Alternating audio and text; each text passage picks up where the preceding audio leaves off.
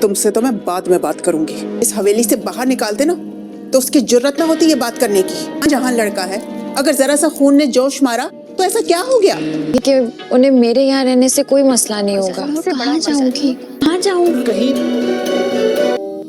मैं मामू जान को किसी और आजमाइश में नहीं डालना चाहती, वापस चली जाऊंगी।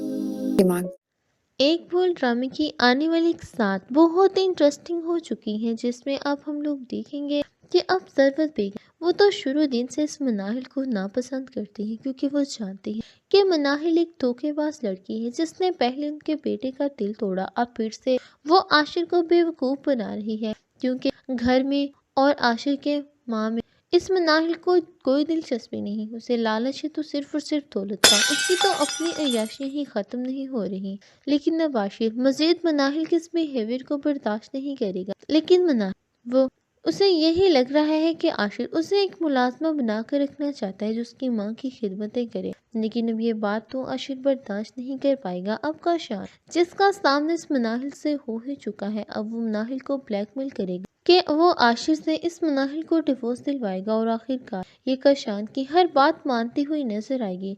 अब तो फैजान भी लौट आया है और फैजान की वापसी से इस मनाहिल का घर तो खतरे में है, क्योंकि अब आशिर और फैजान दोनों मिलकर ही बिजनेस करने जा रहे हैं और जहां पर इसका सामना फैजान से होता हुआ दिखाया जाएगा और मनाहिल के तो रोंगटे खड़े हो जाएंगे कि अब आशिर के सामने उसकी असलियत एक्सपोज हो जाएगी और अब सजा से तो इस मनाहिल को कोई भी बचा नहीं पाएगा, क्योंकि आशिर झूठ हरगिज़ भी बर्दाश्त नहीं करता और जो कुछ भी इस मनाहिल ने किया वो सब झूठ की बुनियाद पर ही था।